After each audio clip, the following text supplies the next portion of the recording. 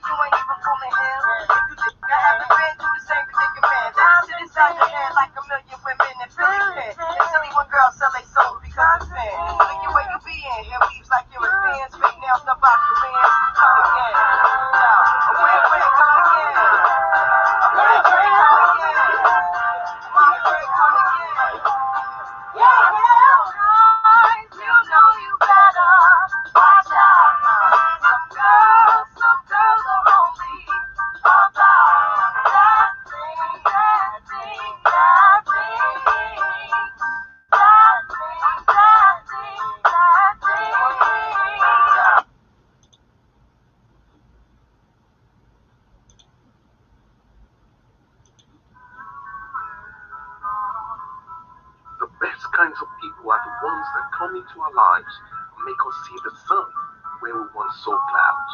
The people that believe in us so much until we could start believing in ourselves again. They showed their love for us when we couldn't reciprocate and were instrumental in turning our ordinary moments extraordinary. The best kinds of people are the ones that come into our lives and make us see the sun where we once saw clouds. The people that believe in us so much until we could start believing in ourselves again.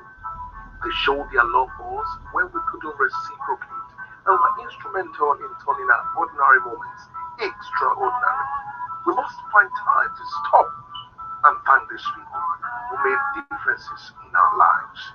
Alive and Well will thank these people for you in front of the whole world. Email us their names and what they did. Liveshow@gmail.com. These once in a lifetime kind of people who has helped you through a difficult period deserves to be thanked. Name and what they did. MarkLiveshow@gmail.com. Alive and Well chat show. Fridays 8 p.m. Facebook Live hosted by MC.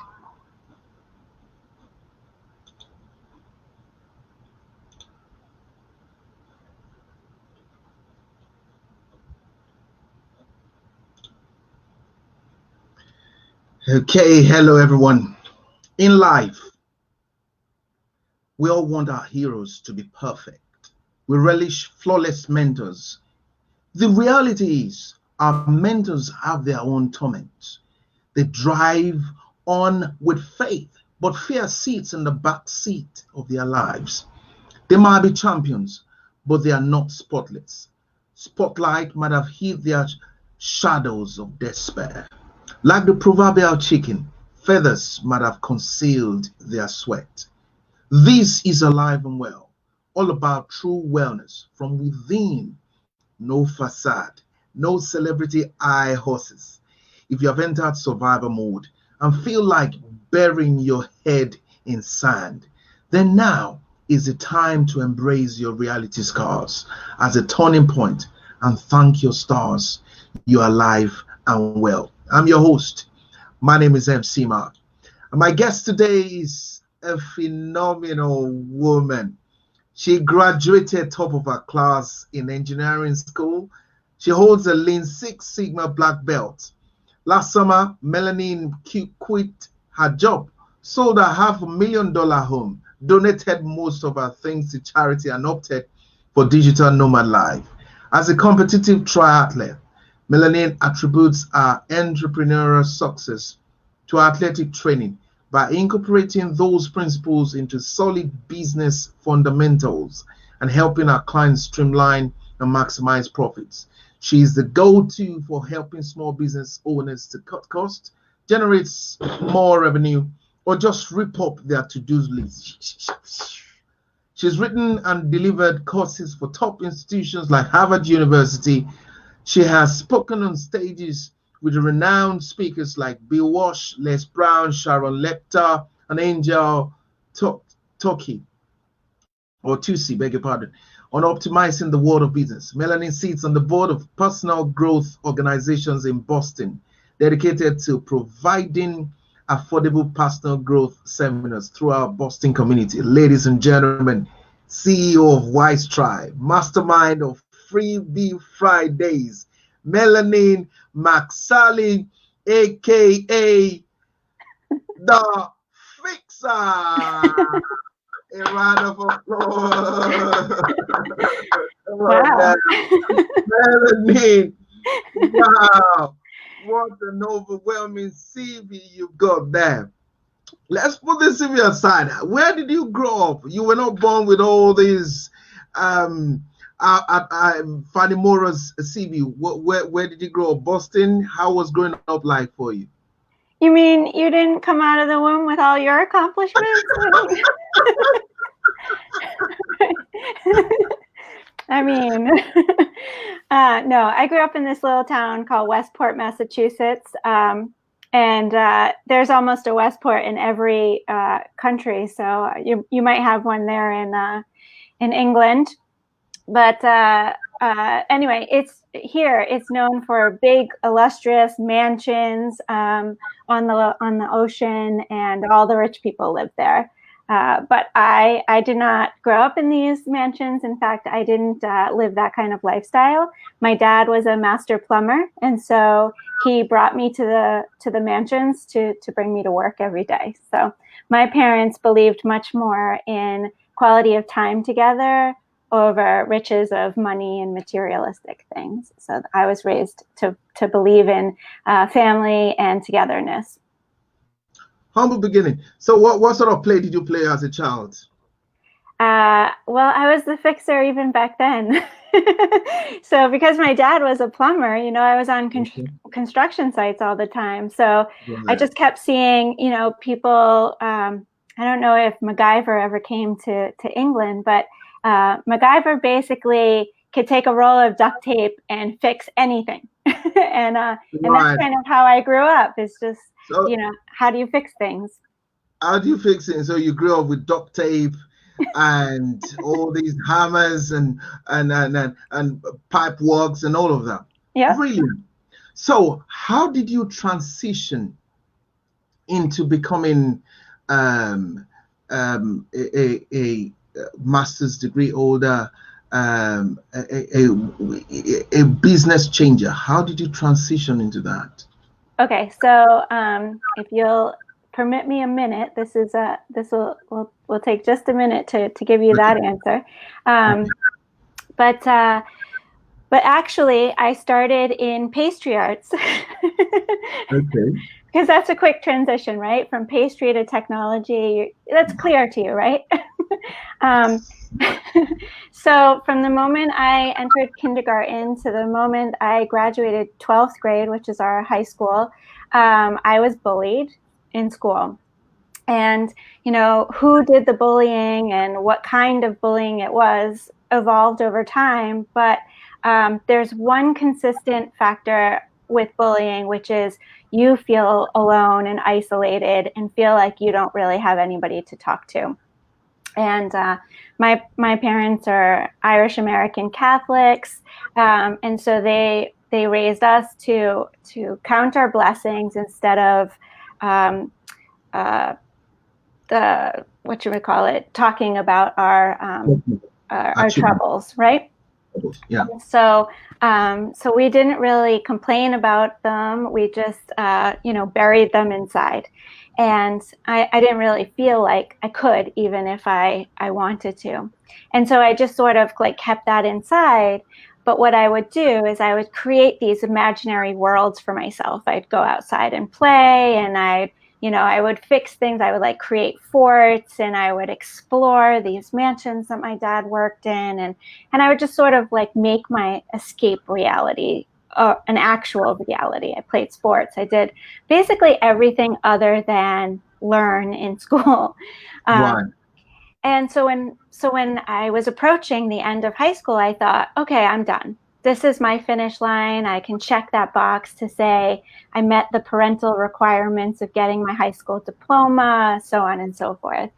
But my mom, who is a feisty one, was like, no.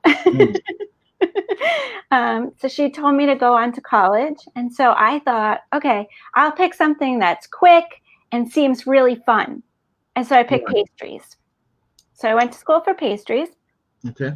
And, like anything with perspective, I figured, okay, I'm in this for 2 years. I'm going to make the best of it. So I joined a cake decorating club. And as part of that cake decorating club, I got to do some amazing things really early. I got to cook in Julia Child's kitchen, and I got to be one of the chefs at this grand opening event. And while I was there, somebody asked me if I wanted a job interview. Right. Wow. This was like my first month in college, and so I was like, sure, why not? I'm young and stupid. I'll say yes to anything. Young and stupid, but knows how to identify opportunities. Right. And so I went, and I became the youngest ever pastry chef in my state at this really prestigious country club.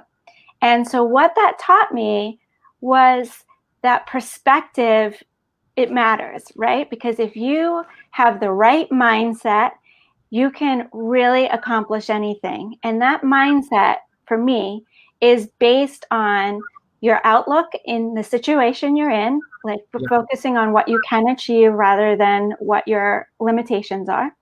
And then the other is to talk about what's going on, because not only will you find supporters, but you'll be somebody else's supporter. Yeah. So so here we are with the transition. I quickly realized pastry wasn't for me, but now that I had this new level of confidence, I went on and I found what was right for me. And I quickly turned around and went back to school for engineering. Awesome. I like the part where you said you quickly turned around, you found what was good for you. Turning point. That means you learned business skills in pastry. Mm-hmm. Right. Now, we're going to cut straight below the belt. Learn Six Sigma belt, Masters in Engineering, CEO Wyzetribe. Have you ever had difficult moments in life? Absolutely not. I mean, nobody has difficult moments, right?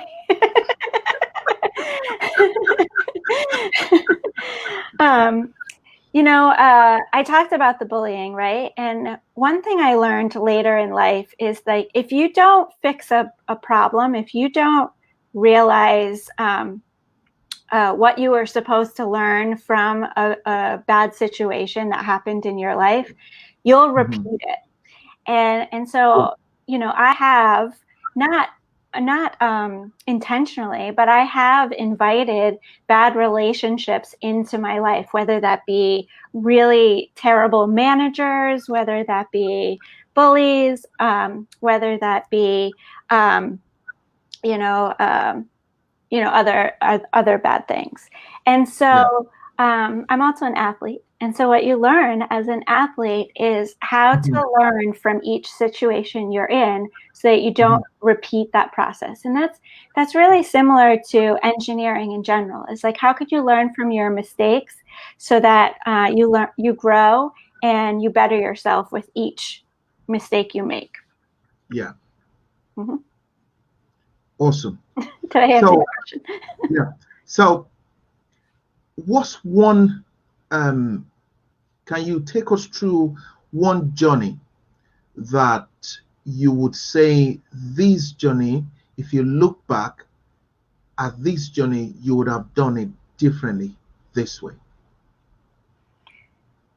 Actually, no, I can't, because I think, and I've written about this several times, is I think that the most triumph that's ever come in my life is when I've been sort of pushed to my limit, when I've been dealing with roadblocks and challenges and falling on my face or a bully in my face. And honestly, I wouldn't be where I am today if I didn't face each and every one of those challenges. So certainly we can say, oh, maybe it would have gone differently, but we've watched enough TV in life to know like every iteration that you choose that's different is going to result in some other iteration that you might have changed. So I think the best is to just be happy with the progress that you're making in life and continue to work on growing even more. Okay, great. So you sold your $500,000 house. That's crazy. You were crazy, weren't you? Did you always know that you were going to succeed? No, I didn't. And in fact, I took a long time to become an entrepreneur because I was afraid to fail, right? Because, I've been an athlete and I've lived in a family who has strived for success, for high achievement in life. And so I didn't want to be broke. I didn't want to be a failure. And I knew that, or I believed that becoming an entrepreneur would take time. And so there would be a length of time where I would feel like a failure because I wouldn't be achieving success. I'd be, working up the ladder to it. But then I realized, I have in fact achieved almost everything I've ever set my mind to, especially when it's a competition. So why don't I do the same here? So I decided to treat becoming an entrepreneur as a competition, just for myself, not against anybody else. Okay, so you are, permit me to say, one of your biggest critics. Absolutely, aren't we all? So, yeah. Some people are not. Some people they always pitch their competition against someone else, and they tend to be happy if that person fails. They become happy. Well, he's failed, so if I fail now, it's justifiable. But you have pitched yourself against yourself, which is a unique thing, and you speak about that when you address, when you make all your public presentations and the rest of it. You're speaking on same stage with Les Brown. Experience. Yeah, well, I believe in the law of abundance. So that's why I don't think that everything is a competition with other people. Competition makes us better people. So certainly if you're striving to be better than your competitor, competitor, that's going to make you better, but not at the detriment of that person, just at the betterment of you, so Les Brown is an amazing character. I love him to death. He's got so much energy and joy for life and passion for helping others. So I've been blessed to share stages with him. I have this amazing publicist, Angel Tussey, and she just puts me on all the right stages, like yours, for instance. Thank you for having me. Brilliant. Right, Melanie, they call you the fixer. Mm-hmm. Why do they call you the fixer? Well, so I am a technology expert. My company, we are technology strategists. So we look at where you are in your business, what infrastructure you've put in place, and we ask you about your vision, your short-term, your long-term goals. And we not only advise you, but help you implement technology, that's software, tools, systems, processes, to help elevate you to achieve that vision. And so for all of our clients, we will be at live events, we will be on hand, and we have clients that are, Luddites all the way up to technologists that just don't have time, like they're hobby technologists, so they don't have time to do it for themselves. So we have the whole range. And so the real reason why I've gotten the nickname is because sometimes people will hear me on a Zoom call in the background and I'll say, just click the little button in the side, Right. Okay. In that that voice that has direction, you seem to speak with precision because you have experience and you know what you're talking about. So tell us more about Wyzetribe, your company. Details how people can get in touch with you. Yeah, sure. So my background is engineering, right? I came up as a software engineer, but really where I got my success was in optimizing my clients' path to achieving their vision. So a lot of times people will come to me and they'll be like, I have a dream. I don't know. I was laughing at this. It was coming out of my mouth. I've never actually said it like that before. And then they'll say, I don't know if this is possible, but, and so we make that a reality. We make it so it's possible. And so we're basically optimizing their path to success. And with success comes higher profits. So we like to call ourselves profit optimization specialists. And so basically we do what I said earlier. We act as your technology strategist.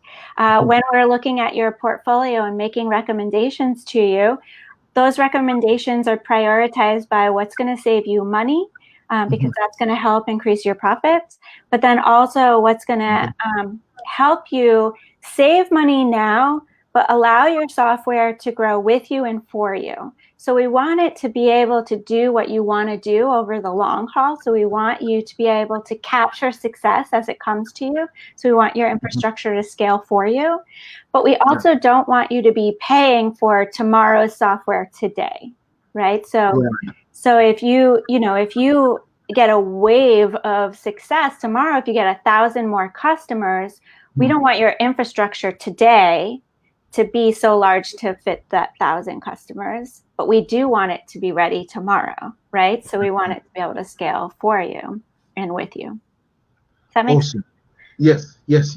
You maximize whatever you maximize the potential of your clients, and not at the detriment of the company. Does that give now? So give us details of Wyzetribe, precise details, emails, websites. I know I've said it, but it's good to hear you from the horse's mouth. Yeah. So the easiest way, since my business name is spelt incorrectly, the easiest way is to, so you're in London, so this is not this is not as efficient. So you can email info, I-N-F-O, at Wyzetribe, WYZETRIBE.com. Yeah. If you happen to have an American phone, you could text the word automation to 26786. And that will give you a bunch of free gifts valued over $500. If you don't have an American phone number, you can go to wyzetribe.com. So that's WYZETRIBE.com. And a form will come up. So you just enter your email address and you get the same bundle of gifts that are over $500. This is about Freebie Fridays. Is that correct? It's part of it, yeah. So on Fridays, and I haven't done today's yet, but on Fridays, you can go onto my YouTube channel and find another video where I give free advice, free tips, strategies, connections, or software that you can use for your business. It's all free, or it at least starts free. I don't do free trial stuff. I do like it will last for free for the life of the software unless you need to upgrade to a premium version. So we call those freemiums. Awesome. Okay. I mean, ladies and gentlemen, you have it there. You have it from the Lean Six Sigma belt herself and the CEO of Wyzetribe, telling you about wyzetribe.com. I like the fact that you've identified that some people will be from all over the world who might be watching, and they can just go to wyzetribe.com. Those who don't have American phone, why do Americans always are protective of their things? They don't want to be controlled, but they want to control everyone. But that's a story for another day. We just leave that. So, Mel, what's your mantra as we begin to round up this half an hour interview? What's your mantra? Your motivating speech? Your motivating words? What drives you? Well, I have many of them because I'm an athlete. And I'm a triathlete, which means I spend a lot of time in my own head by myself, working out and competing at the highest level. So the one I use the most, especially in athletics, is you're stronger than you think you are. You're stronger than you think you are. Give us more. Give us more. I like that one. I like that. You're stronger than you think you are. Awesome. Give us more. So I like the word worthy because it tells your brain, it like reminds your brain that you're worthy. So I like to say you're strong, you're confident, and you're worthy of abundance and acceptance. Okay. Awesome. Thank you for being such a motivation to ladies and gentlemen around the world. You know, as a vibrant young lady doing your thing there. And fixing. And I like the fact that you identify that it was not as if when you were investing, you knew that you were always going to make it, but you knew that you were not going to give up. That's a very important point to make. Okay. Thank you for coming on the show. We will be sharing your details with listeners about Wyzetribe and the rest of it. And we look forward to speaking with you sometime again soon. When hopefully we might have more time and possibly, you know, be able to play some snippets of you at work and, you know, how you're driving the thing. I can imagine you'll be driving. Move, no, I want it now. Well, thank you so much for having me, Mark. It's been such a pleasure to be on your show, to chat with you like we did before the show even started, to get to know you a little bit more. It's been such a pleasure. You're doing such amazing stuff and hilarious to talk to you. So thank you so much for having me. Thank you, Melanie. Okay, bye for now. Thank you. See you again soon. Well, ladies and gentlemen, that's been Mel there, who is our own biggest competition. Just before you go on Alive and Well, you might want to listen to this today. Just going to share this with you.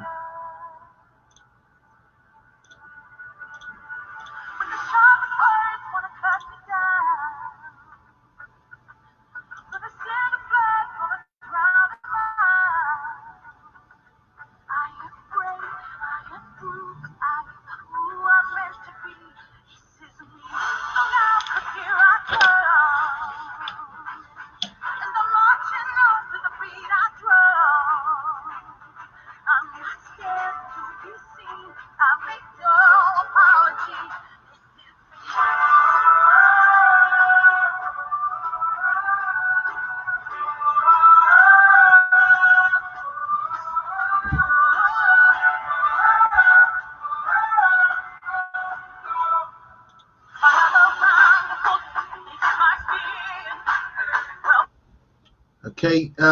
It's been from us, Alive and Well team. Again, I'd like to say, if you have anybody you would like to thank, drop us an email, and we can thank them in front of the whole world for you on Alive and Well. Okay. Same time next week, Friday, 8 p.m. Before then, you can drop us an email. You can drop us a question. You can contact a guest today, Wyzetribe.com, and win $500. Okay. So today we know that sometimes there's pain, but slow and steady wins the race.